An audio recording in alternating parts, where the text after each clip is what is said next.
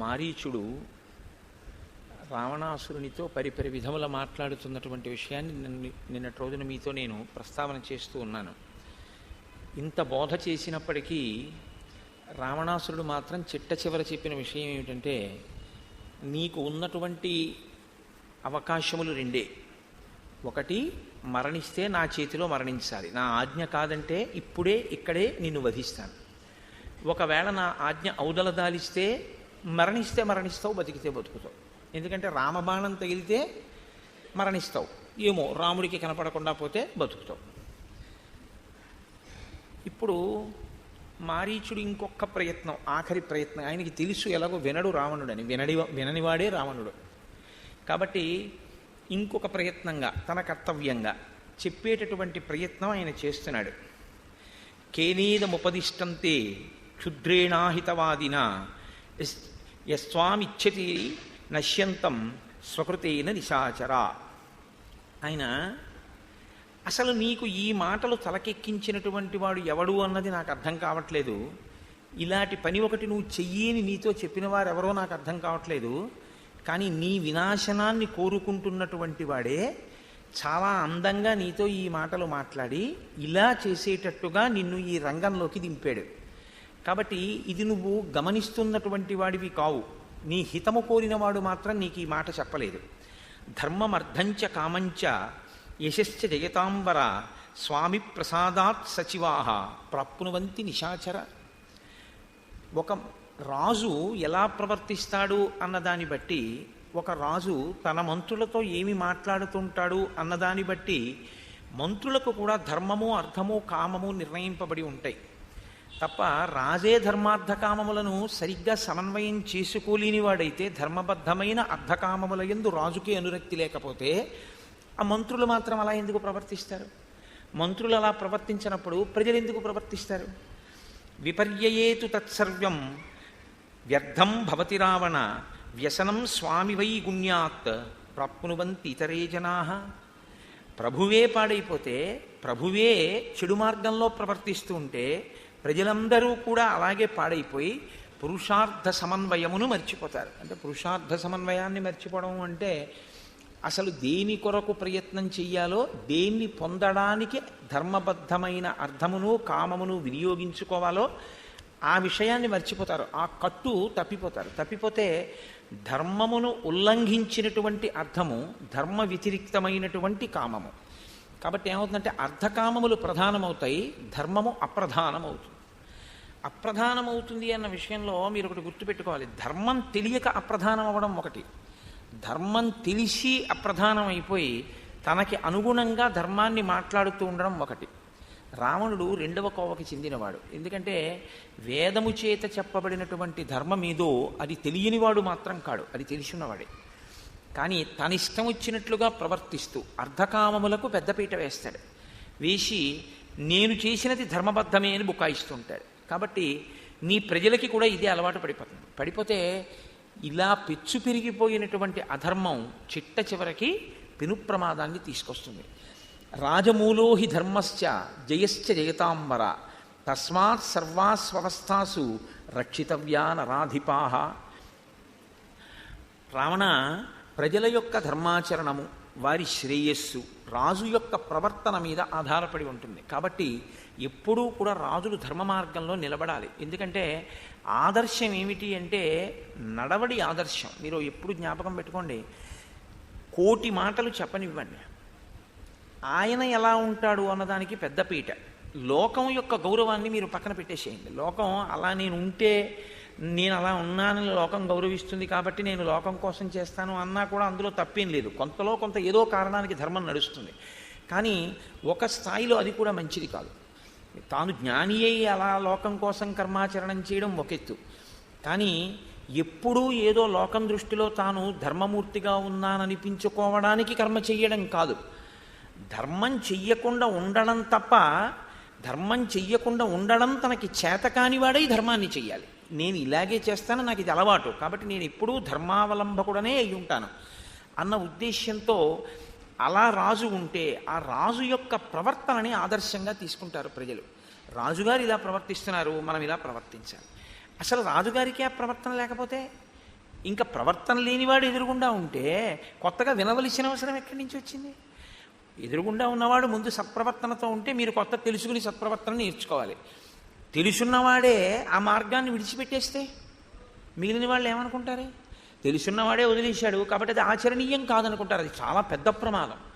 తెలియనివాడు విడిచిపెట్టడానికి, తెలిసినవాడు విడిచిపెట్టడానికి చాలా పెద్ద ప్రమాదం ఉంది.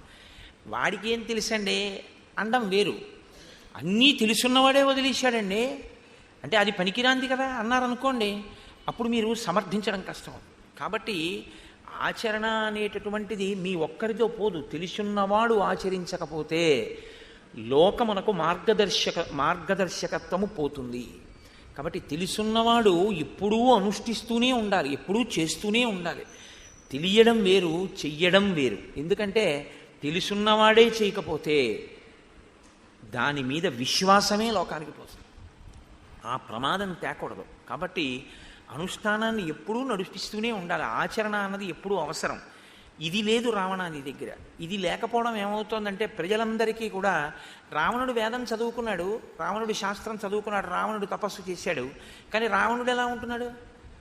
తన ఇష్టం వచ్చినట్టు ఉంటున్నాడు. కాబట్టి శాస్త్రం అన్నదాన్ని వదిలిపెట్టి తిరగచ్చని రావణుడే చెప్తున్నాడుగా, ఇంకా మనం ఎందుకు శాస్త్రం పట్టుకోవడం అన్న దృష్టికోణం ప్రజలలో ఏర్పడుతుంది. కాబట్టి నువ్వు అలా ఉండకూడదు, అది తప్పు. ప్రజలు పాడైపోవడానికి నువ్వు కారణం అవుతున్నావు రాజుగా ఉండి. ఏ ప్రజల్ని నువ్వు ధర్మ మార్గంలో పెట్టాలో అలా పెట్టడంలో నువ్వు వైఫల్యం చెందుతున్నావు, నీకే నడవడి లేని కారణం చేత. స్వామినా ప్రతికూలేన ప్రజాస్తీక్ష్ణేన రావణ రక్ష్యమానా నవర్ధంతే మేషా గోమాయునా యథా. ఎంత పెద్ద మాట అండి నిజంగా. శ్లోకం చాలా గంభీరమైనటువంటి మాట. కాపాడడము అనే మాట ఒకటి ఉంటుంది లోకంలో, రక్షించడము అన్న మాట ఒకటి ఉంటుంది.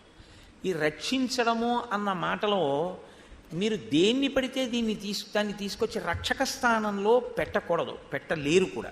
ఎందుకంటే ఇదే అంటున్నాడు మారీచుడు. ఒక తండ్రి పిల్లవాడిని కొడతాడు, కొట్టకుండా ఏ తండ్రి పెంచడు, ఏ తల్లి పెంచదు. తల్లి తండ్రి కూడా కొడతారు. తల్లి తండ్రి కొట్టేటప్పుడు శిక్ష వెయ్యడం ప్రధానమా, చేసినటువంటి తప్పుని దిద్ది పిల్లవాడు మళ్ళీ ఎప్పుడూ అటువంటి తప్పు చెయ్యకుండా ఉండడానికి శిక్ష వేయడం ప్రధానమా? మళ్ళీ తప్పు చెయ్యకుండా ఉండడానికి శిక్షించడం ప్రధానం తప్ప తప్పు చేశాడు కాబట్టి శిక్షించడం ప్రధానం కాదు. అదే ఒక మేకల మంద వెనకాతల ఏమీ చదువుకోనటువంటి వ్యక్తి, అతనికి ఏమీ పాండిత్యము లేదు, ఏమీ తెలియదు. అటువంటి వాడు పాండిత్యం వరకు ఎందుకండి, అతనికి ఏమీ తెలియదు, అసలు లౌకికంగా కూడా ఏమీ తెలియదు, అతనికి సంతకం పెట్టడం కూడా రాదు. అటువంటి వాడు ఓ కంబళి భుజం మీద వేసుకుని ఓ కర్ర పట్టుకుని వెనకాల ఎడుతున్నాడు. ఇప్పుడు అతనికి ఏం తెలుసండి? అతను బలహీనుడు, అతనేమీ ఎటువైపు నుంచి ఏ క్రూర మృగాలు వస్తాయో కూడా అతనేం కనిపెట్టలేడు. అతనికన్నా ఒక నక్క వెనకాల పెడితే జిత్తులు మారిది కాబట్టి బాగా కుయుక్తులు తెలుసు కాబట్టి ఎటువైపు నుంచి ఏ మృగం ఎలా వచ్చి మేకల మీద దాడి చేస్తుందో తెలుసుకుని ఉంటుంది కాబట్టి ఒక నక్క మేకల వెనకాల వెడితే బాగుంటుంది అని మీరు అన్నారనుకోండి, అది పైకి వినడానికి బాగుంటుంది, కానీ ఆ నక్కే తినేస్తుంది మేకల్ని.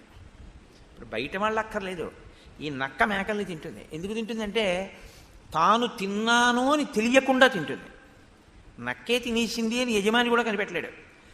తనకి ఏ జిత్తుల మారితనం ఉందో ఆ జిత్తుల మారితనాన్ని దేనికి పనికి వస్తుందంటే తను కాయవలసిన వాళ్ళని కాయకుండా తను తినేయడానికి వాడుకుంటుంది ఆ జిత్తులు.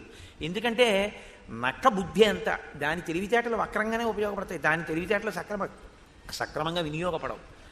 కాబట్టి రావణ నీ వంటి వాడు పరిపాలకుడుగా ఉంటే స్వామినా ప్రతికూలేన ప్రజా తీక్ష్ణేన రావణ రక్ష్యమానా నవర్ధంతే, ప్రజలకి రక్షణ ఉండదు. మేష గోమాయునా యథా, మేకల వెనకాతల ఒక నక్క విడితే ఎలా ఉంటుందో అలా ఉంటుంది నువ్వు పరిపాలించడం. నువ్వేం చేస్తావంటే నీ ప్రజల్ని పరిపాలిస్తున్నట్లు కనపడుతుంది, కానీ నువ్వే తినేస్తావు నీ ప్రజల్ని. నీ అధర్మాచరణం వాళ్ళకి నేర్పి క్రమంగా నీ వలననే రాజ్యము ప్రజలు నశించిపోతారు, ఆ స్థితి వస్తుంది. ఇది రావణాసురుణ్ణి ఉద్దేశించి చెప్తున్నాడు కానండి.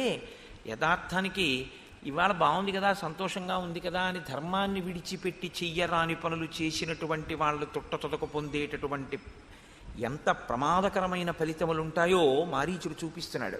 కాబట్టి దర్శనాదేవ రామస్య హతం మమవధారయ ఆత్మానంచ హతం విద్ధి హృత్వా సీతాం సబాంధవం. ఇక్కడ చెప్పాడు తీర్పు. మారీచుడి యొక్క తీర్పంతా ఇక్కడుంది. ఆయన అంటున్నాడు, దర్శనాదేవ రామస్య హతం మాం అవధారయ. రాముడు నన్ను చూడగానే నేను చచ్చిపోయినట్టే, అక్కడతో అయిపోయింది. రాముడు నన్ను చూడగానే నేను చచ్చిపోతాను, సీతమ్మ నిన్ను చూడగానే నువ్వు అపహరిద్దాం అనుకుంటున్నావుగా. సీతమ్మ కూడా తేజోవంతురాలని నేను చెప్పాగా నిన్న. అప్రమేయం హి తత్తేజో రక్షిత శానిలేన చహ అని చెప్పారు కదా నిన్ననే మారీచుడు. మరి సీతమ్మ నిన్ను చూస్తే, యథార్థ స్వరూపంతో రావణుడిగా నువ్వు కనపడ్డప్పుడు సీతమ్మని అపహరించే సమయంలో సీతమ్మ నిన్ను చూస్తే నువ్వు మరణిస్తావా? నువ్వు మరణించవు అన్నాడు. నువ్వు మరణించవు. ఎందుకు మరణించవో తెలుసా? సంపదు సీతమ్మ నిన్ను. ఎందుకు చంపదో తెలుసా? నిన్ను చంపడం కాదు ఇప్పుడు ప్రధానం. ఆత్మానంచ హతం విద్ధి హృత్వా సీతాం సభాంధవం ఆనయిష్యసి చేత్ సీతాం ఆశ్రమాత్ సహితోమయ నైవ త్వమసి నాహం చ నైవ లంకా న రాక్షసాః. నువ్వు సీతమ్మని తీసుకువెళ్ళిపోయిన తర్వాత ఏమవుతుందో తెలుసా? ఇక్కడైతే సీతమ్మ నిన్ను చంపేయగలదు, కానీ చంపదు. ఆమె తేజస్సుతో ఆమె తలుచుకుంటే రావణ సంహారం పెద్ద విషయం ఏం కాదండి. సంకల్పంతో చంపేస్తుంది ఆవిడ, పాతివ్రత్యంతో. నిన్ను చంపదు, నువ్వు తీసుకెడతావు సీతమ్మని. తీసుకెళ్ళాక ఏమవుతుందో తెలుసా? ఇక్కడైతే ఒక్కడివే పోతావు. అక్కడికి వస్తే సీతమ్మ మీ అందరూ పోతారు. నైవ త్వమసి, నువ్వు ఉండవు. నాహంచ, నేను ఎలాగో ఉండను. నువ్వు తీసుకెళ్ళడము అన్నది జరిగింది అంటే ఏంటి? నేను హా లక్ష్మణ హా సీత అన్నాననే గుర్తు. నేను ఉండను. నైవ లంక, ఇంకా లంకారాజ్యం ఉండదు. న రాక్షసాహ, రాక్షసులన్న వాళ్ళు ఎవరూ ఉండరు, అందరూ పోతారు. ఎందుకు పోతారో తెలుసా? నువ్వు చెప్పిన ప్రణాళికలో అంత పెద్ద ప్రమాదం ఇమిడి ఉంది. నువ్వేమంటున్నావు? నేను మాయామృగం కింద వెళ్ళి కనబడితే నేనేదో హా రామ హా సీత హా లక్ష్మణ అంటే ఆ లక్ష్మణుడు వెళ్ళిపోతాడు, సీతమ్మని అపహరిస్తానంటున్నావు. కానీ సీతమ్మను అపహరిస్తున్నానని నువ్వు అనుకుంటున్నావు, కానీ సీతమ్మను అపహరించడమే నీ మృత్యువుకి కారణం. నీతో పాటు లంక రాక్షసులు అందరూ నశించడానికి కారణం. ఇది నీ పుర్రెకి పుట్టింది. ఎందుకు పుట్టిందో తెలుసా? నిన్ను నీ వారితో నశింపచేయడానికి ఎవరో నీ పుర్రెలో పెట్టారు ఈ బుద్ధిని. ఇది తెలుసుకోక నేను సీతమ్మని ఎత్తుకెడుతున్నానని అనుకుంటున్నావు. పిచ్చాడా? పట్టుకెళ్ళి నువ్వు పొందేదేమీ ఉండదు సుఖం. నువ్వు పట్టుకెళ్ళినది మొదలు నీకు శోకం ప్రారంభం. ఈ మాట ఎవరు చెప్పారో తెలుసా అండి? ఎంతమంది చెప్పారో తెలుసా? రామాయణంలో మొదట చెప్పినవాడు మారీచుడు. ఇక ఈ తర్వాత సీతమ్మ చెప్తుంది, నీ దుఃఖం ఇంకా ప్రారంభమైందని చెప్తుంది. కానీ ఎంత గొప్ప లెక్క కట్టాడో చూడండి. రాముడు నన్ను చూసినప్పుడు నేను ఒక్కడే పోతాను, సీతమ్మని తీసుకెళ్ళాక నువ్వు సరాక్షసంగా నశించిపోతావు అన్నాడు. ఆయనకి ఇవేమీ అర్థం కాలేదు. ఆయన హఠంతోటే నిలబడ్డాడు. నువ్వు వెడతావా కాంచన మృగంగా, నేను నిన్ను సంహరించను.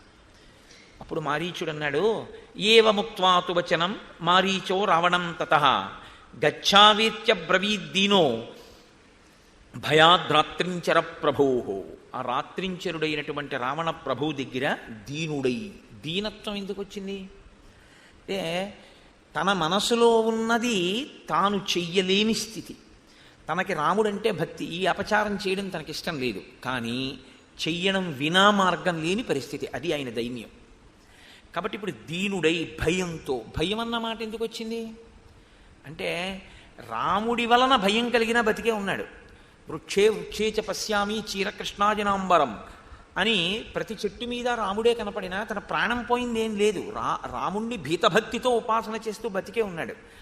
కానీ ఇప్పుడు రావణుణ్ణి కాదంటే చచ్చిపోతాడు. చచ్చిపోవడం, రావణుడి చేతిలో చచ్చిపోయినటువంటి వాడికి ఉత్తమ లోకాలు వస్తాయని నమ్మకం లేదు. కానీ ప్రభువు మాట అవదల దాల్చి రాముణ్ణి శత్రువుగా భావించి, రామునితో యుద్ధంగా భావించి రాముని చేతిలో మరణిస్తే తను ఊర్ధ్వలోకాలు పొందే అవకాశం ఉంటుందేమో. పైగా రామ బాణమే చాలు, రాముణ్ణి చూస్తూ చావడమే చాలు. ఇది మారీచుడి ఆలోచన. కాబట్టి ఇప్పుడు రావణుని వలన కలిగిన భయం చేత రావణుడు చెప్పిన మాట వినడం వినా మార్గం లేని స్థితికి దైన్యమును పొందాడు, భయాన్ని పొందాడు. ఇప్పుడు అన్నాడు, కిం ను శక్యం మయా కర్తుం ఏవం త్వయి దురాత్మని ఏష గచ్ఛామ్యహం తాత స్వస్తి తేస్తు నిశాచర. ఆయన అన్నాడు, నీ ఆధీనంలో ఉన్నటువంటి నేను ఇప్పుడు ఇంకా ఇంతకన్నా చెయ్యగలిగినటువంటి పరిస్థితి లేదు. అంటే మీరు ఇందులో ఒక విషయాన్ని గమనించాలి. ఇన్ని తెలిసున్న మారీచుడు కనకమృగంగా కనపడ్డం తప్ప మార్గం లేని పరిస్థితి బిగుసుకుంటోంది. అంటే దీని వెనకాతల దేవతలు కూడా ఉన్నారు. రావణ వధ జరగాలి అంటే రాముడు వెళ్ళాలి. కాబట్టే ఆయన బుద్ధిలోకి అటువంటి ఆలోచన వచ్చింది. మీరు ఎప్పుడూ ఒక్కటే జ్ఞాపకం పెట్టుకోండి, ఎవడి పతనమైనా ఎక్కడ ప్రారంభమో తెలుసా అండి? ఆలోచన దగ్గరే ప్రారంభం, ఆలోచన దగ్గరే మొదలవుతుంది అంతే. రాకూడని ఆలోచన అన్నది పుర్రెలోకి వచ్చింది అనుకోండి, ప్రమాదం వచ్చేసినట్లే. దాన్ని మీరు తొలగించుకోగలిగిన సమర్థత మీ యందు ఉంటే, ఏమో నేను చెప్పలేను, అటువంటి ఆలోచనని అమలు చేయకుండా ఉండగలిగితే, అటువంటి ఆలోచనని అమలు చెయ్యకుండా ఉండలేని బలహీనతకి కానీ మీరు లోనైతే ఉపద్రవం తీసుకొస్తుంది. ఆ ప్రమాదం ఎప్పుడూ ఆలోచన రూపంలోనే వస్తుంది, అంతకన్నా ఇంకొక రకంగా ఏముండదు, ఆలోచన రూపంలోనే ఉంటుంది. అందుకే ఆలోచనలు ఎప్పుడూ కూడా భగవత్పరం చేస్తే ఏమవుతుందో తెలుసా అండి? మీకు మీ వారికి కూడా రక్షణ కలుగుతుంటుంది. ఎందుకంటే మీరు ఎప్పుడూ ఒకటి జ్ఞాపకం పెట్టుకోండి, మనం అష్టోత్తరంతో పూజ ఏ దేవతకైనా, వినా సహస్రంతో పూజ. 108 దాటితే 1000. 108కి 1000కి మధ్యలో అంకెలు లేవండి, బోల్డెన్ అంకెలు ఉన్నాయి. మరి ఎందుకు లేవు పూజలు? 200తోటో 300తోటో 400 నామాలతోటో 500 నామాలతో ఎందుకు లేవు? 116 నామాలతో పూజ ఒక్క శంకరాచార్యుల వారికే ఉంది లోకంలో. 108 నామాలతోటి దేవతలందరికీ చేస్తాం, 116 నామాలతో శంకరాచార్యుల వారికి చేస్తాం. ఎందుకంటే శంకర భగవత్పాదులకి గురుకట్నం అని చెప్పి 116 ఇవ్వాలి. మనకి ప్రత్యేకించి తెలుగుదేశంలో తెలుగుదేశంలో అంటే నా ఉద్దేశం ఆంధ్రదేశంలో ఒక సంప్రదాయం ఉంది. గురువుగారికి కానీ ఎవరికైనా బహుమానం కానీ ఇస్తే 116 ఇస్తాం. రేపు ఆయన పుట్టినరోజు శంకర జయంతి కాబట్టి ఆయనకి కూడా 116 కట్నం ఇవ్వాలి. 116 కట్నం ఇవ్వాలంటే ఏం చేయాలి? ఆయన మీ 116 నా 116 కోసం వెంపర్లాడే ఆయన కాదు, ఒక వృద్ధ బ్రాహ్మణికి కనకధార చేసి బంగారు ఉసిరికలు ఇచ్చి తన ఒక పిసరు ముట్టుకోకుండా వెళ్ళిపోయిన మహాపురుషుడు ఆయన. అటువంటి సర్వతంత్ర స్వతంత్ర ఆయనకి మనం ఇచ్చే రూపాయలు ఎందుకు కాదు? ఆయన సాధించిన విజయములను ఆయన నామములుగా చెప్తాం. చెబితే 108 నామములు శంకర భగవత్పాదుల యొక్క అష్టోత్తరం ఉంటుంది. దానికి 8 నామములు కలపాలి. ఈ 8 నామములు ఎక్కడి నుంచి కలపాలి, ఏవి కలపాలి? ఇది రేపు శంకరాచార్యుల వారికి చెప్పవలసినటువంటి నామాలలో ఉన్న ఒక గొప్ప మలుపు. ఈ 108 ప్లస్ ఈ 8 కలిపితే 116 అవుతాయి. ఈ 116 మనిషిగా పుట్టినటువంటి ప్రతివాడు రేపు చెప్పాలి. ఎందుకు అంటే శంకరాచార్యుల వారికి జగద్గురువుగా మీరు ఇచ్చే గౌరవం అదొక్కటే శంకర జయంతి నాడు. కాబట్టి దేవతలకైతే 108 నామాలే, తప్పితే 1000 అంటే సహస్రం, సహస్రం అంటే అనంతం, అంటే లెక్క లేదు అని ఇంకింతకన్నా చెప్పలేము, అందులో ఇలా చెప్పలేము. అంతేగాని 1000 అంటే 1000 అని కాదు, సంస్కృతంలో సహస్రం అని కాదు. 108 అంటే 108. ఎందుకు 108దో తెలుసా అండి? ఈ లోకంలో ఎవరు పుట్టినా 27 నక్షత్రాల్లోనే పుట్టాలి. 27 నక్షత్రాలకి 4 పాదాలు ఉన్నాయి. 27 నక్షత్రాలకి 4 పాదాల చొప్పున 108. అంటే 108 పాదములలో పుట్టడం తప్ప ఈ 27 నక్షత్రముల యొక్క 4 పాదాల చొప్పున 108 పాదాలలో తప్ప అసలు పుట్టడానికి వేరొక సమయము లేదు. ఎవరు పుట్టినా నక్షత్రాన్ని బట్టేగా గుణించేది. కాబట్టి నక్షత్రాన్ని ఆధారంగా తీసుకుంటే ఈ సమస్త భూతములు కూడా ఈ 108 పాదములలో పుట్టాయి. 108 పాదములలో పుట్టిన సమస్త భూతముల యొక్క శాంతిని కోరడం, లోకశాంతిని కోరడం. సనాతన ధర్మంలో నేను బాగుండాలి, మా ఆవిడ బాగుండాలి, మా అబ్బాయి బాగుండాలని పూజ చెయ్యం. సర్వే జనాః సుఖినో భవంతు, జనులు కూడా కాదు, లోకాః సమస్తాః సుఖినో భవంతు. లోకం అంటే శం చతుష్పదే ద్విపదే, అందులో 4 కాళ్ళు 2 కాళ్ళు, సమస్త ప్రాణులు బాగుండాలి. సమస్త ప్రాణులు బాగుండాలంటే 108 పాదములలో పుట్టినవన్నీ బాగుండాలి. 108 పాదములలో పుట్టిన సమస్త భూతకోటి బాగుండాలని 108 నామాలతో పూజ.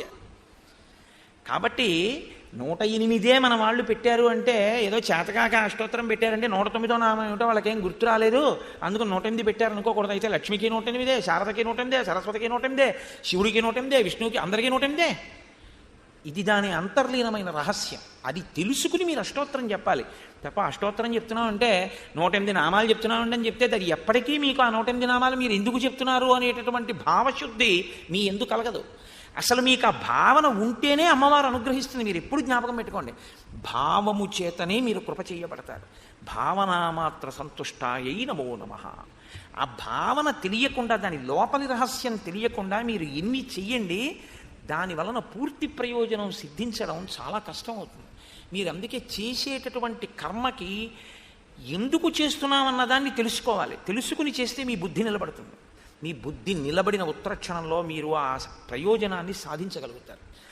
కనుక ఇప్పుడు ఆయన అంటున్నాడు, కిన్ను శక్యం మయా కర్తుం ఏవంత ఈ దురాత్మని ఏష గచ్చామ్యహం తాత స్వస్తితేస్తు నిశాచర.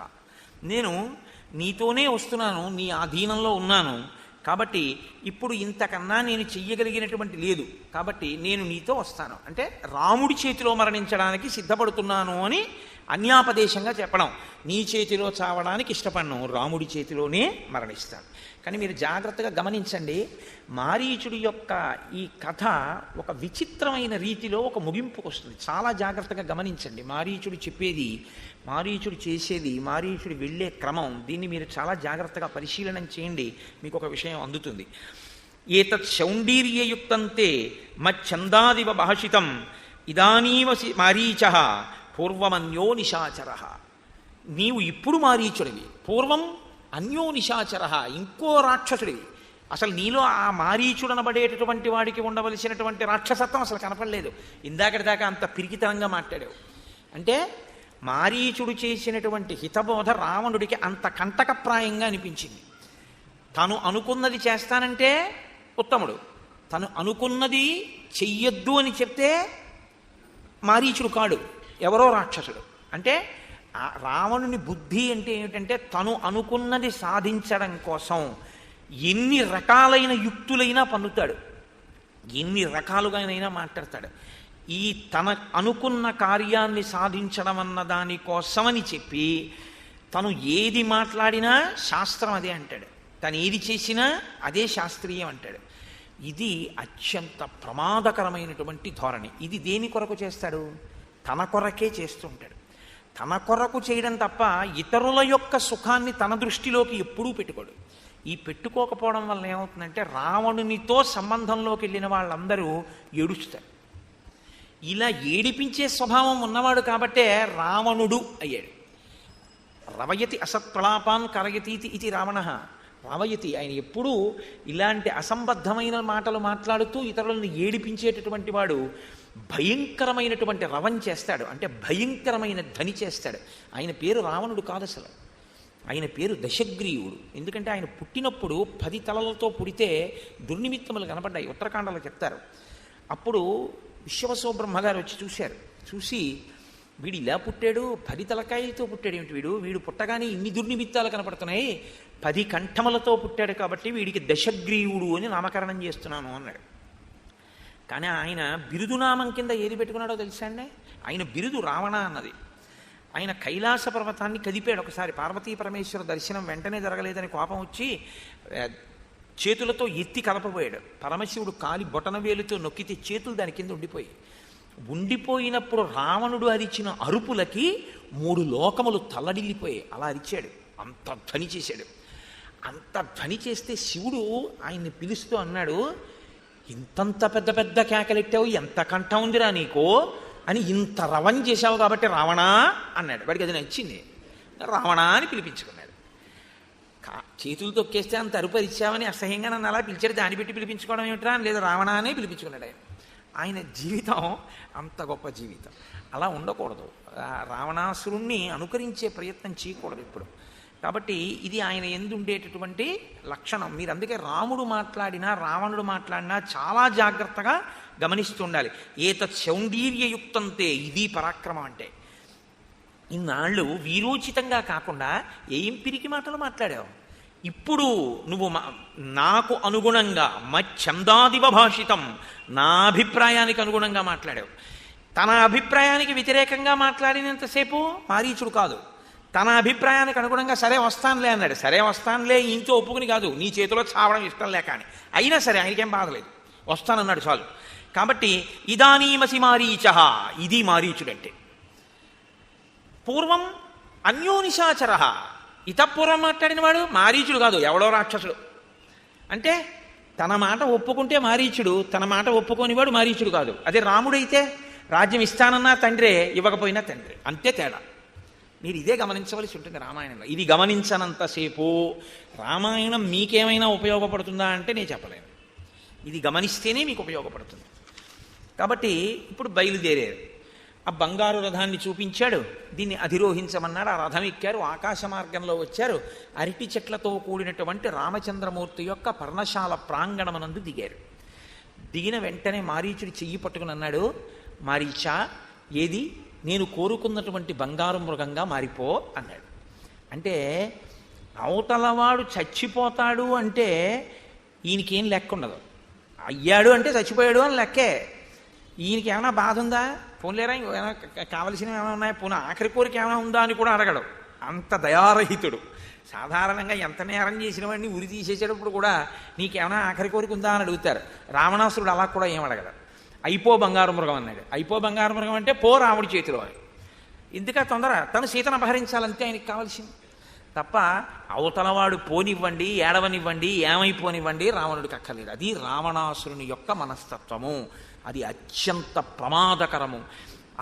అటువంటి వ్యక్తిత్వం కానీ ఎవరికైనా ఉంటే ఇంకా అంతకన్నా ప్రమాదకరమైనటువంటి వ్యక్తి లోకంలో ఉండడు. మీరు అటువంటి వారి దృష్టిలో పడకూడదు, మీ దృష్టిలో వారు ఉండకూడదు. చాలా ప్రమాదం. రావణుడి దృష్టిలో మారీచుడు ఉండడం కదండి కొంప ముంచేసింది, లేకపోతే ఆయన ఏమవునో పాపం. అలాంటి వారి దృష్టిలో కూడా మీరు ఉండకూడదు. ఒకవేళ అవతలి వ్యక్తిత్వం అటువంటిది అని మీరు గమనించారనుకోండి, మీరు తప్పుకోవాలంతే. ఆయన దృష్టిలోకి మీరు వెళ్ళకూడదు, మీరు దాటిపోవలసి ఉంటుంది. ఇంకా ఎందుకు, అది మీకు క్షేమం. మీరు ఏమాత్రం మొహమాట పడి ఉన్నా సరే ప్రమాదం వచ్చేస్తుంది. మరీచి రావణోపాఖ్యానం మీరు చూస్తున్నారుగా వాళ్ళిద్దరి మధ్య సంబంధాన్ని. కాబట్టి ఇప్పుడు మారీచుడు సతురూపం సమాస్థాయ మహాదద్భుత దర్శనం మణిప్రవర శృంగాగ్రహ సితాసిత ముఖాకృతి రక్త పద్మోత్పల ముఖ ఇంద్రనీలోత్పల శ్రవా కించిదభ్యున్నత గ్రీవ ఇంద్రనీలదళాధర కుందీందువజ్ర సంకాశం ఉదరంచాస్య భాస్వరం మధూక నిభపార్శ్వశ్చ పద్మకింజల్క సన్నిభ వైఢూర్య సంకాశఖుర తను జంఘ సుసంహత ఇంద్రాయుధ సపర్ణేన పుచ్చేనోర్ధం విరాజత మనోహర స్నిగ్ధవర్ణో రత్నైర్నానావిధైర్వృత క్షణేన రాక్షసో జాతో మృగ పరమశోభన వనం ప్రజ్వలయన్ రమ్యం రామాశ్రమ పదం చతత్. వెంటనే ఆ మారీచుడు బంగారు మృగం కింద మారిపోయాడు. ఆ బంగారు మృగం కింద మారినప్పుడు ఆయన పొందినటువంటి అందానికి ఆ అడవి అంతా శోభిల్లింది. దాని కొమ్ములు ఇంద్రనీలములు ఎలా ఉంటాయో అలా ఉన్నాయిట. ముఖం తెలుపు నలుపు వన్నెలతో కలిసి ప్రకాశిస్తోందిట. ఒకటి పై పెదవి ఎర్రమందారంలా ఉందిట, మరి ఒకటి నల్లకలువ ఎలా ఉంటుందో అలా ఉందిట. చెవులు ఇంద్రనీలమణుల్లాగా అటు ఇటు కదులుతూ అంత ప్రకాశవంతంగా ఉన్నాయిట. మెడ కొంచెం ఇలా పైకెత్తి చూస్తోందిట. ఈ పై దవడలు ఆడిస్తూ చూస్తూ ఉంటాయి జింకలు, కాబట్టి దవడలు ఆడిస్తూ చూస్తోందిట. అధరము ఇంద్రనీలం ఎలా ఉంటుందో అలా ముదురు రంగుతో విలసిల్లుతోందిట. ఆ లేడీ యొక్క కడుపు మల్లె పువ్వు చంద్రబింబం ఎలా ఉంటాయో అంత తెల్లగా, వజ్రం ఎలా ఉంటుందో అలా మెరిసిపోతోందిట. దాని పక్క భాగాలు నెమలి వెన్నెతోటి పద్మకేసరముల యొక్క రంగుతోటి ప్రకాశిస్తున్నాయిట. గిట్టలు వైఢూర్యమణులు ఎలా ఉంటాయో అలా ప్రకాశిస్తున్నాయి. ఆ పక్కన ఉండేటటువంటి సంధిబంధములు పిక్కలు మంచి దృఢంగా ఉన్నాయి. తోక చిన్న తోకని పైకెత్తి ఇంద్రధనస్సుని నిలబెట్టినట్టు నిలబెట్టింది. పలు వన్యలతో మెరిసిపోతోంది. రత్నాలను బోలినటువంటి చుక్కలతో ఒంటి మీద నిగనిగలాడిపోతూ ఆ మారీచుడు ఇలా చూసినటువంటి వాళ్ళ యొక్క దృష్టిని ఆకర్షించేటటువంటి రీతిలో ఆ రాముని యొక్క పర్ణశాల ప్రాంతమునందు తిరుగుతున్నాడు. మరి రావణుడు రథం, ఆయన ఎక్కిన రథం మాయలతో కూడుకున్న రథం కాబట్టి అది కనపడకుండా అదృశ్యం అవుతుంది. కానీ అక్కడే ఉంటాడు, ఉండి చూస్తుంటాడు. తను కనపడడు, రథం కనపడదు. మళ్ళీ ఆయన సంకల్పం చేస్తే రథం కనపడుతుంది. అంత ప్రమాదకరమైన వ్యక్తి. ఇప్పుడు సీతమ్మ యొక్క దృష్టిలో పడాలి ఈ మృగం. కాబట్టి ఆ మృగం దగ్గరకు వస్తోంది, ఆకులు తింటోంది, అటు పరిగెడుతోంది ఇటు పరిగెడుతోంది, దూరంగా వెడుతోంది, దగ్గరికి వస్తోంది, చల్లగా చెట్ల నీడలో పడుకుంటోంది, అంతలో లేస్తోంది, ఆడుతోంది, దూకుతోంది. మిగిలినటువంటి మృగముల మధ్యలోకి కానీ ఈ మృగం వెడితే రాక్షసుడు ఈ మృగ రూపంలో ఉన్నాడు అని వాసన బట్టి మిగిలిన మృగాలు కనిపెట్టి ఈ మృగం కనపడగానే దీని వాసన చూసి మిగిలిన మృగాలన్నీ కూడా అరణ్యంలోకి పారిపోతున్నాయి. ఇది మాత్రం అనుమానం రాకుండా ఉండడం కోసం మృగరూపంలోనే పరిగెడుతున్నటువంటి ఆ మృగాలని తినేద్దామని కోరిక ఉన్నా తినకుండా నిగ్రహించుకుంటోంది. ఎందుకంటే ఒక జింక ఇంకొక జింకను తింటే బయటపడిపోదండి. అందుకని తినకుండా ఆ మృగములతో కలిసి పరిగెడుతున్నట్టు పరిగెడుతోంది. కానీ అసలు నిజానికి మృగాలన్నీ ఎందుకు పరిగెడుతున్నాయంటే దీన్ని చూసే పరిగెడుతున్నాయి. దీని వాసన చూస్తే అవి కనిపెట్టాయి, ఇది మామూలు మృగం కాదు, ఇది రాక్షసుడని. జంతువులకి ఈశ్వరుడు అటువంటి శక్తి ఇస్తాడు. ఒక్కొక్క జంతువుకి ఒక అపూర్వమైనటువంటి లక్షణం ఉంటుంది. పేపర్లలో కూడా వచ్చింది ఆ మధ్య, భూకంపం వచ్చే ముందు కొన్ని జంతువులు భూమిలోంచి బయటకు వచ్చేస్తాయని. వాటికి ఈశ్వరుడు అటువంటి శక్తిని ఇస్తాడులో ఉంది. కాబట్టి తెల్లవారుతుంటే కోడి కోరికి వస్తుంది. దానికి ఎవరు చెప్పారు తెల్లవారింది కుయ్యమని? అంటే ఒక్కొక్క పక్షికి ఒక్కొక్క ప్రాణికి ఈశ్వరుడు ఒక్కొక్క విభూతిని ఇస్తాడు. కాబట్టి ఇప్పుడు సీతమ్మ తల్లి పువ్వులు కోయడం కోసమని బయటికి వచ్చింది. బయటికి వచ్చి ఆ మృగాన్ని చూసింది. ఆవిడ ఆశ్చర్యపోయింది. బా, ఎంత అందమైన మృగం ఈ మృగం అనుకుంది. అని వెంటనే రామలక్ష్మణుల్ని పిలిచింది. అక్కడ ఉన్న వాళ్ళని వెంటనే బయటికి రమ్మని పిలిచింది. ఆర్యపుత్ర అని పిలిస్తే రామచంద్రమూర్తి వచ్చాడు, లక్ష్మణుడు వచ్చాడు. చూడండి చూడండి ఆ మృగం ఎంత అందంగా ఉందో, బంగారు చుక్కలతో మెరిసిపోతోంది అంది. వెంటనే లక్ష్మణుడు అన్నాడు, శంకమానస్తు తం దృష్ట్వా లక్ష్మణో రామమబ్రవీత్ తమైవైన మహం మన్యే మారీచం రాక్షసం మృగం చరంతో మృగయాం మృష్టాః పాపేనోపాధినావని అనేన నిహతారాజన్ రాజాన కామరూపిణ మృగో ఏవం విధో రత్న విచిత్రో నాస్తి రాఘవ జగత్యాం జగతీనాథ మాయేషాహిన సంశయ. లక్ష్మణుడు అన్నాడు, శంకమానస్తు తం దృష్ట్వా లక్ష్మణో రామమబ్రవీత్. అనుమానాస్పదంగా మృగం వంక చూసి లక్ష్మణుడు రాముడితో అన్నాడు, అన్నయ్య ఇది మృగం కాదు. ఎందుకో తెలుసా? అసలు ఎక్కడైనా ప్రపంచంలో ఇటువంటి బంగారు చుక్కలు కలిగినటువంటి మృగం ఉంది భూమండలం మీద అని ఉన్నదా? ఎక్కడా లేదు. ఈ మృగం మారీచుడు. మారీచుడు ఇటువంటి వేషాల్లో తిరుగుతూ వేటకొచ్చినటువంటి రాజుల్ని భక్షించి ఎందరో రాజుల్ని తిన్నాడు. ఆ మారీచుడే మనకేదో ప్రమాదాన్ని తలపెట్టడం కోసమని ఇటువంటి మృగరూపంలో ఇక్కడ తిరుగుతున్నాడు. కాబట్టి అన్నయ్య నువ్వు నమ్మద్దు అన్నాడు.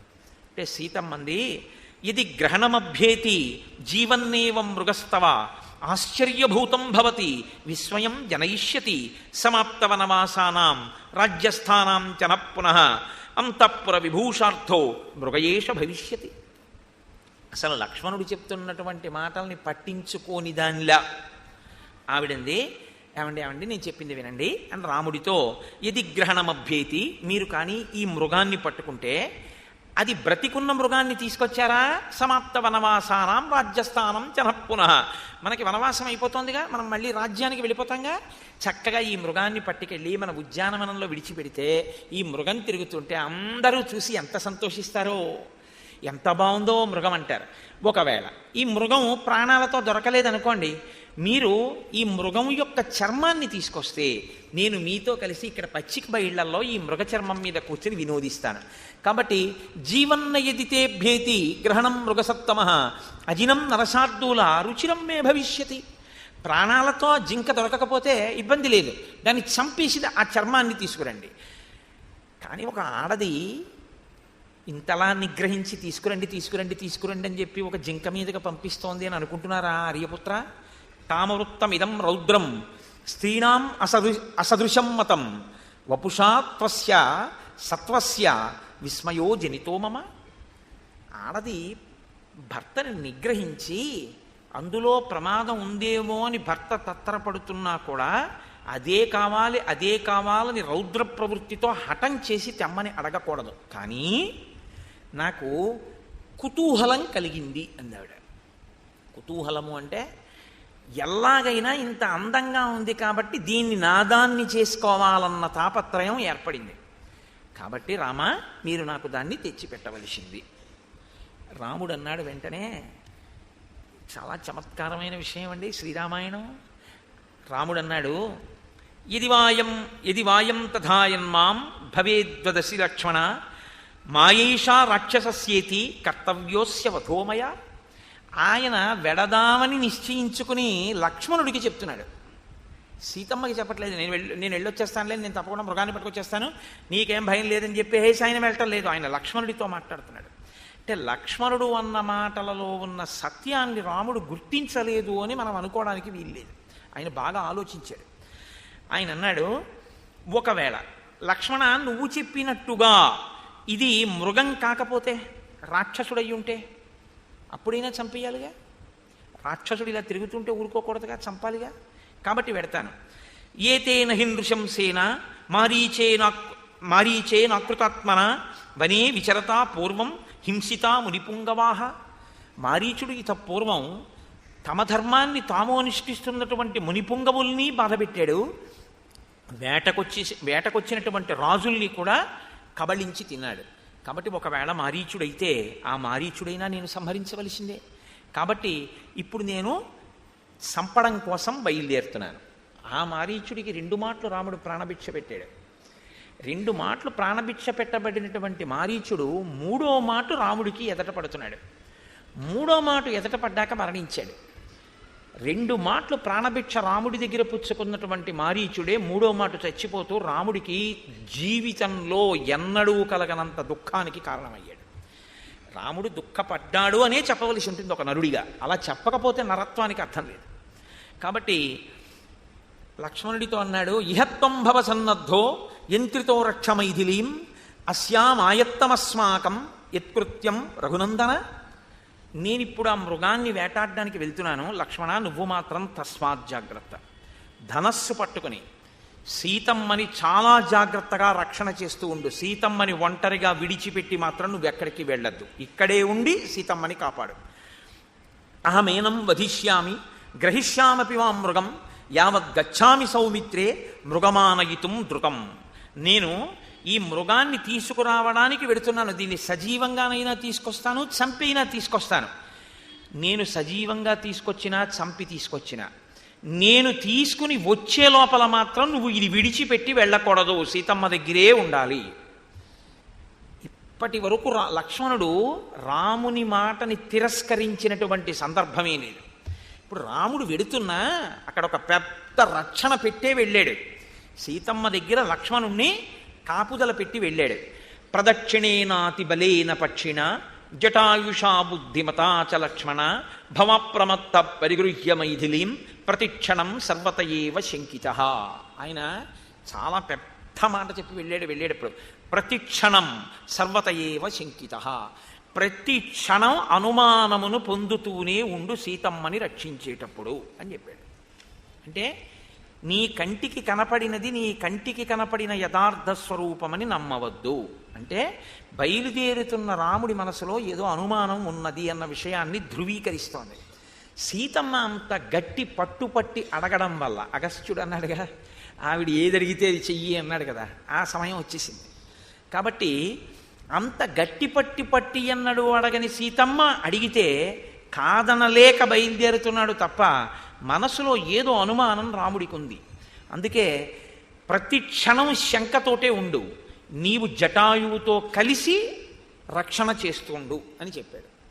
ఇందులో తనంత తాను చెప్పంది జటాయువుకి ఈ సందర్భంలో ఏం చెప్పలేదు ఆయన. నువ్వు చూస్తూ ఉండు, జాగ్రత్త, నేను మారీచుడి కోసం వెళుతున్నాను లేకపోతే మృగం కోసం వెళ్తున్నానని చెప్పలేదు. చెప్పింది లక్ష్మణుడికి చెప్పాడు, జటాయువుతో కలిసి జాగ్రత్తగా ఉండు అని. బలవంతుడైన జటాయువుతో కలిసి, ఎందుకంటే ప్రదక్షిణేనాతి బలేన పక్షిణ చెప్పి రాముడు అరణ్యంలోకి బయలుదేరాడు. ఆయన ఆ విష్ణు ధనస్సు 3 చోట్ల వంగి ఉన్నటువంటి ఆ విష్ణు ధనస్సుని, బ్రహ్మగారిచ్చినటువంటి బాణాన్ని, అక్షయబాణ తూణీరాల్ని, ఇన్నిటిని కట్టుకుని బయలుదేరాడు. ఆయన ఏం తక్కువ అంచనా వేసి బయలుదేరాడు అని మీరు అనుకోవడానికి వీల్లేదు. ఎందుకంటే ఏవో జింక దాన్ని కొట్టడానికి పెద్ద అల్లరి ఏమిటని ఏదో బోలెడు ధనస్సులు అంటే ఎప్పుడు రాముడి దగ్గర ఒక ధనస్సే ఉంటుందని మీరు అనుకోకండి. చాలా ఉంటాయి. పీఠాల్లో సత్యదండాలు బోల్డని ఉంటుంటాయి పక్కన. అలాగా బోలెడు ధనస్సులు ఉంటాయి. ఏదో ఒక వెదురు ధనస్సులు అంటే ఏదో పట్టుకుని జింకనే కదా కొట్టడం అని వెళ్ళలేదు. అలా వెళ్ళాడు అంటే ఆయనకి కూడా ఒకవేళ మారీచుడేమో నిగ్రహించవలసి ఉంటుందన్న అనుమానం ఉంది. ఇంకా ఎంతమంది ఉన్నారో కంటికి కనపడకుండా. కాబట్టి జాగ్రత్తగా వెళ్ళాలని పరాకుతోటే రాముడు వెళ్ళాడు. వెళ్ళేటప్పుడు కూడా సీతమ్మకి రక్షణని కల్పించే వెళ్ళాడు. కానీ దేవతా కార్యం జరగాలి కాబట్టి వెంట తరుగుతున్నాడు. కనపడుతోంది, అదృశ్యమైపోతోంది, పొదల మాటకు వెడుతోంది, మళ్ళీ ఆశ కల్పిస్తోంది, మళ్ళీ కనపడుతోంది, ఆకాశంలోకి వెళ్ళిపోతోంది, అంతర్ధానం అవుతోంది, మళ్ళీ కనపడుతోంది. ఇలా రాముణ్ణి వెనక పరిగెత్తిస్తూ ఆశ్రమం నుంచి చాలా దూరం తీసుకెళ్ళిపోయింది. చాలా దూరం తీసుకెళ్ళిపోయిన తర్వాత రాముడికి కించిత్ ఖేదం కలిగింది. ఒక మృగం నన్ను ఇంత దూరం తీసుకొచ్చింది, ఇప్పటికి గురి కుదరట్లేదు, ఎందుకు పరిగెత్తుకొచ్చాడు అంటే ఆయన బాణం తీసి వింటినారికి ఎప్పుడు తగల్చి విడిచిపెడతాడో తెలియదు అని చెప్పింది ఆ శూర్పణఖ. అంత వేగంగా బాణాన్ని సంధించగలిగినటువంటి రాముడికి బాణాన్ని సంధించగలిగిన అవకాశాన్ని మారీచుడు ఇవ్వలేదు. ఎందుకు ఇవ్వలేదు అంటే రాముని యొక్క ప్రజ్ఞ 2 మాటలు తెలుసుకుని ఉన్నాడు. దూరంగా తీసుకెళ్లాలంటే తను ఎన్ని మాయలు పన్నాలో అన్ని మాయలు పన్నుతూనే ఉన్నాడు. అంటే ఇప్పుడు మీకు ఒక విషయం అర్థం కావాలి. మారీచుడు రామభక్తితో ఉన్నాడా రావణ భక్తితో ఉన్నాడా నాకు చెప్పండి. రామభక్తితో రావణ భక్తితో కూడా ఉన్నాడు. గుండెలలో ఉన్నది రామభక్తి, రాముని గొప్పతనం అర్థమైంది. కానీ ఇప్పుడు రాముడి చేతిలో చచ్చిపోవడం ప్రభువుకి ఇచ్చిన మాట నిలబెట్టుకుని, ఎందుకంటే ఎలాగో దానివల్ల రావణుడు పోతాడు లంకతో సహా. అందుకే వచ్చింది వాడి పుర్రిలోకి ఈ ఆలోచన. కాబట్టి ఇప్పుడు ఈ ఉద్దేశ్యంతో ఆయన రాముణ్ణి దూరంగా తీసుకుని వెళ్ళాడు. వెళ్ళిన తర్వాత ఒకసారి ఆ మృగం కనపడింది. రాముడికి కోపం వచ్చి ఇక ఈ మృగాన్ని విడిచిపెట్టడం కుదరదు అనుకున్నాడు. గభాలన ఎంత పెద్ద బాణం పడితే అంత పెద్ద బాణాన్ని చటుక్కుని తీసి వెయ్యకూడదు. అలా వేశారనుకోండి అటువంటి వారికి ఉపదేశం చేయకూడదు ధనుర్వేదాన్ని. ఎందుచేత అంటే అంత తొందరపాటున్న వ్యక్తి చిన్న ప్రాణి మీద చాలా అధికమైన శక్తి కలిగినటువంటి బాణాన్ని ప్రయోగం చేసేటటువంటి వ్యక్తి లోకానికి ఉపద్రవాన్ని కల్పిస్తాడు, అశ్వత్థామ బ్రహ్మాస్త్రాన్ని చేసినట్టు. అందుకని అటువంటి వారికి నేర్పకూడదు. నేర్పవలసి వచ్చినా ద్రోణాచార్యుల వారు ప్రయోగం నేర్పారు తప్ప ఉపసంహారం నేర్పలేదు. అందుకే ఉపసంహారం తెలియదు కాబట్టి వేయడేమో అనుకున్నాడు ఆయన. కాబట్టి ఇప్పుడు రాముడు ముందే వేసేయచ్చు కదండి. ఆశ్రమంలో నిలబడి ఈ బాణం వేసేస్తే బ్రహ్మదత్తమైనటువంటి బాణం ఎక్కడున్నా కొట్టేస్తుంది మారీచుణ్ణి. అది రాముడి శీలం కాదు. ఆ రాముని యొక్క ధర్మాన్ని అడ్డు పెట్టే, రాముని ధర్మం మీద ఇంత నమ్మకం ఉంది కాబట్టే, రామో విగ్రహవాం ధర్మ అని చెప్పాడు కాబట్టే తను కనపడక రాముణ్ణి దూరంగా తీసుకెళ్ళగలనన్న నమ్మకంతో మారీచుకున్నాడు. ఇది మీరు పట్టుకోవాల్సి ఉంటుంది. కాబట్టి తీసుకెళ్ళగలిగాడు. లేకపోతే ఒక్కసారి సంకల్పం చేసి అస్త్రప్రయోగం చేశాడు అనుకోండి, దర్భని వేశాడండి కాకాసురుడి మీద. బాణం కాదు, దర్భ. 3 లోకాలు తిరిగింది కాకి. రాముడి కంటికి ఎదురుకుండా కనపడుతూ కాదు, 3 లోకాల్లోకి వెళ్ళినప్పుడు రాముడి కంటికి కనపడుతుంది అంటే 3 లోకాల్లోనూ వెనక తిరిగింది బ్రహ్మాస్త్రం ఆయనకి. మరి జింక మీద ఎందుకు వేయలేదు అలాగా? అప్పుడు అపచారం వేరు, ఇప్పుడు సీతమ్మ కోరిక వేరు. జింకగా కనపడుతోంది, మారీచుడని నిర్ధారణ కాలేదు, అనుమానమే.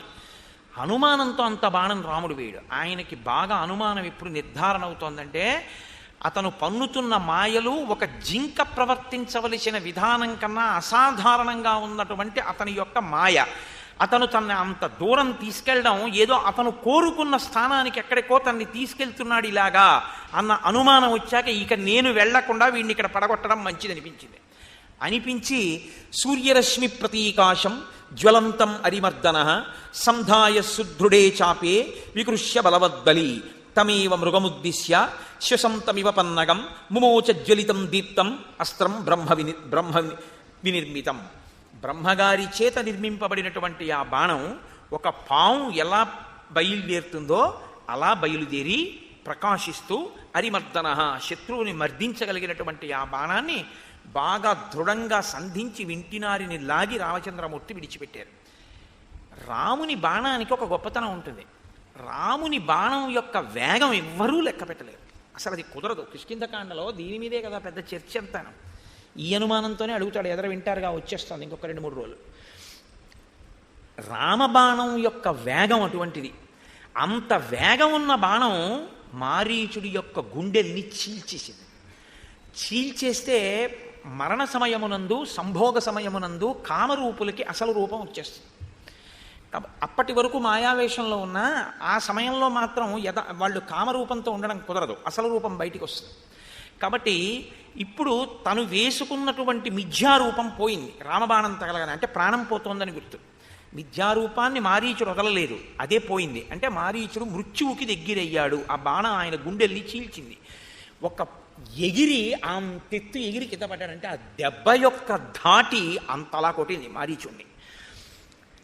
మ్రియమాణస్తు మారీచో జహౌతాం కృత్రిమాం తనుం. కృత్రిమంగా తను ధరించినటువంటి తనువుని వదిలిపెట్టేశాడు. అసలు మారీచుడు ఎలా ఉంటాడో పర్వతాకార సన్నిభుడై అటువంటి మారీచుడు అయిపోయాడు. ఇప్పుడు మీరు ఒక్క విషయాన్ని పట్టుకోవాలి. ఈ బాణపు దెబ్బ తిన్నటువంటి మారీచుడికి అసలు రామబాణం గుండెల్ని చీల్చి పైకెత్తి కింద పారేసిన తర్వాత ఉత్తర క్షణం ప్రాణాలు ఎగిరిపోవాలి. కానీ ఇంకా బతికున్నాడు అంటే ఎంతటి బలాఢ్యుడో మీరు గుర్తించండి. రామబాణం తగిలాక కూడా కొంతసేపు మాట్లాడాలి అంటే అపారమైన బలం ఉన్నవాడై ఉండాలి. వాలి మాట్లాడాడు అలా కిష్కింధకాండలో, బాణం తగిలాక కూడా. ఈయన ఇంకా స్మరణ మిగిలింది అంటే ఇంకా ఆలోచించగలిగినటువంటి శక్తి మిగిలే ఉంది. ఆలోచించగలిగిన శక్తి నశించిపోయినటువంటి వాడు కాడు మారీచుడు. వాల్మీకి మహర్షి యొక్క శ్లోకాన్ని మీరు చాలా జాగ్రత్తగా చూడాలి. ఎందుకో తెలుసా? స్మృత్వా తద్వచనం రక్షో, అతనికి రావణాసురుని యొక్క మాట జ్ఞాపకానికి వచ్చింది. ఏమని? నేను సీతాపహరణం చెయ్యడానికి నువ్వు మాయామృగంగా వెళ్ళాలి అన్న మాట జ్ఞాపకానికి వచ్చింది. రాముణ్ణి దూరంగా తీసుకెళ్ళాలి, రాముడి చేతిలో నువ్వు మరణిస్తావు. ఇప్పుడు తన మరణం రావణుని కొరకు మరణించాడు. రావణుని కొరకు మరణించినా రాముని చేతిలో మరణించాడు. రాముడి చేతిలో మరణించడం వల్ల ప్రభువు యొక్క సేవకుడుగా తాను మరణిస్తే తన ధర్మం తాను తప్పకుండా మరణించినట్టు అవుతుంది. ఇప్పుడు ధర్మమూర్తిని అర్థం చేసుకున్నవాడు తన ధర్మానికి కట్టుబడిపోయాడు. కాబట్టి స్మృత్వా తద్వచనం రక్షో దధ్యౌకేనతు లక్ష్మణం. ఆలోచించాడు, నేను మరణిస్తున్నాను, రామబాణం తగిలింది, రాముణ్ణి దూరం తీసుకొచ్చేసాను, లక్ష్మణుణ్ణి తీసుకొచ్చేయాలి. ఇప్పుడు తీసుకొచ్చేస్తే తప్ప సీతాపహరణం అక్కడ జరగదు. అక్కడ ఉన్నాడు రావణుడు. లక్ష్మణుడు ఎలా వచ్చేస్తాడు?